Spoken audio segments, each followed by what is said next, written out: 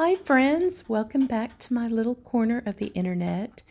Today I'm sharing how I use my junk journals to bring a bit of magic into everyday life, whether it's for reflection, creativity, or just collecting little scraps of beauty. This journal has become a calming ritual for me every morning. And if you ever wanted a journal like this, I make them by hand, and I have some in my Etsy shop, which I'll link below. Today it's raining, so I apologize for the very low lighting. So let's just work with it. Each morning, I like to start by jotting down 3 things that I'm grateful for, sometimes more, sometimes less. It helps me slow down and, just shift into a more mindful mindset. And today I just thought of 3 different things. It's different every single day. I'm also wanting to start a prayer journal and just write down my prayers and then eventually go back and see which ones the Lord has answered. And it's a really unique thing. Our preacher suggested that, and I thought that was really neat. So this is something else I like to do, is go back and reflect on all the things that I'm grateful for.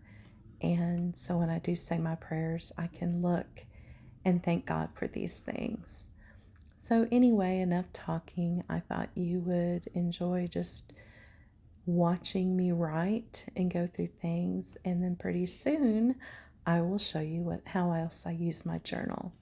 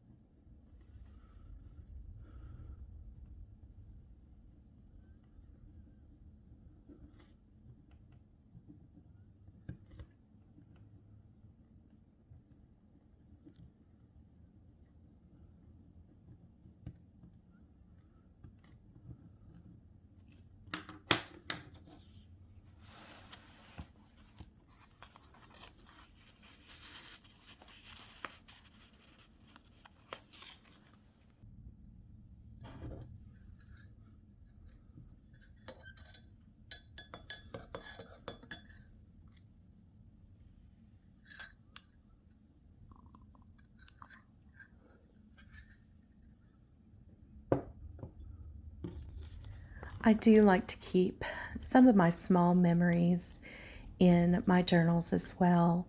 I love tea. I drink a lot of it. I'm not much of a coffee drinker as much as I am a tea drinker. I love hot tea, but I don't like iced tea. Make that make sense.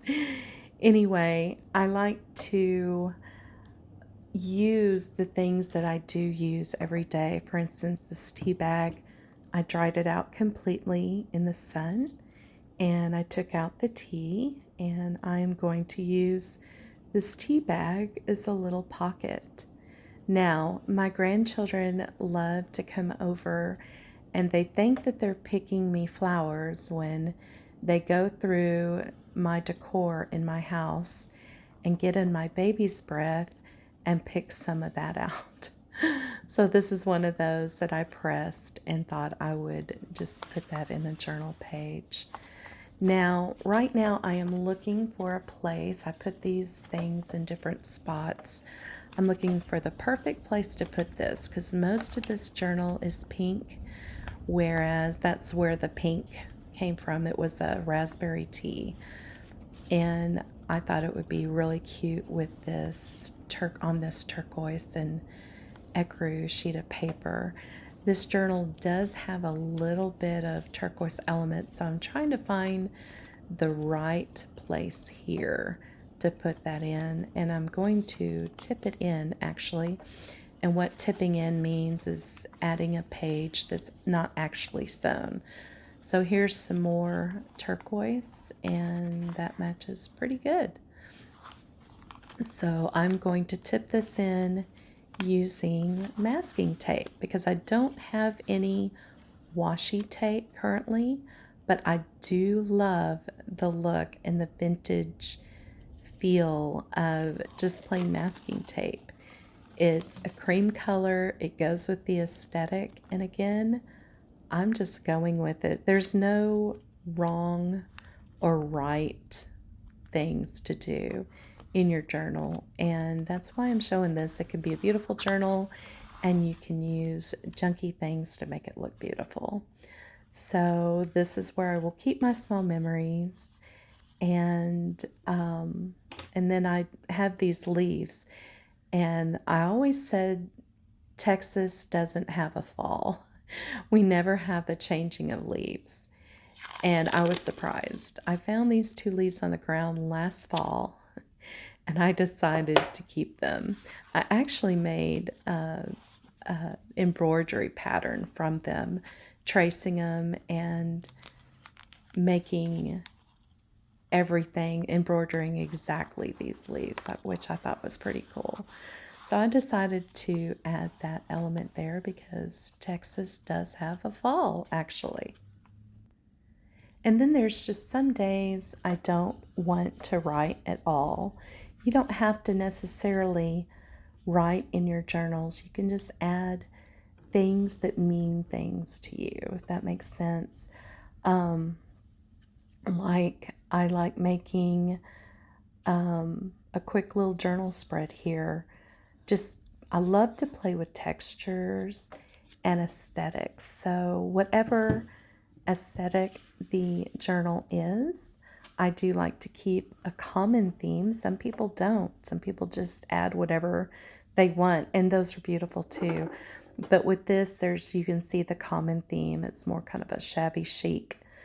And so I just like to play with the textures, and I'll use scraps, I'll use pages from old books. There's just really no wrong way to do it. I've had this pink lace forever. I thought that would be pretty. When I turn the page up, as you can see, the word there is now upside down.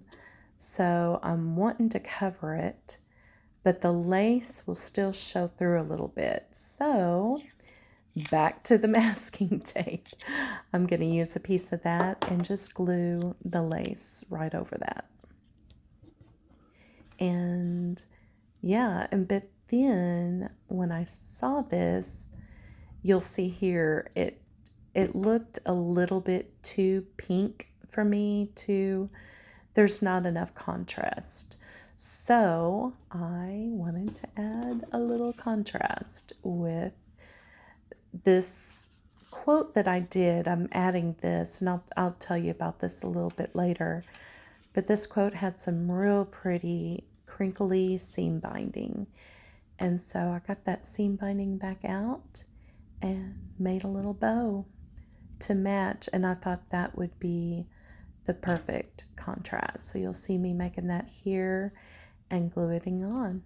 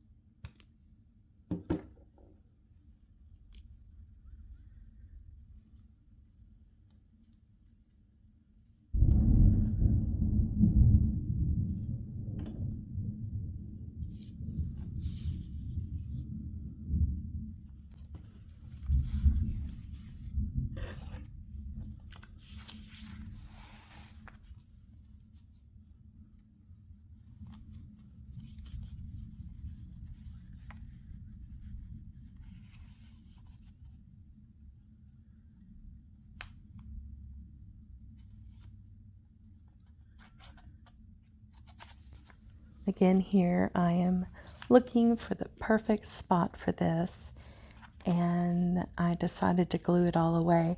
Now I could have left the top open and that would be used as a tuck spot, another tuck spot.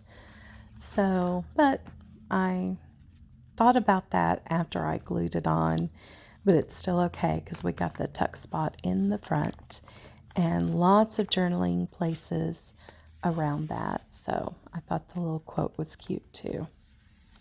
Tucking in little quotes or notes to myself reminds me to slow down, breathe, and enjoy the simple things.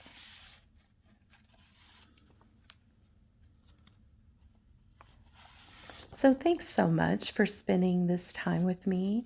I hope this gives you some inspiration for your own journaling. And if you're looking for a journal to begin with, I make these by hand, and I would love for you to check out my Etsy shop. I will link that in the description. And until next time, stay cozy and creative.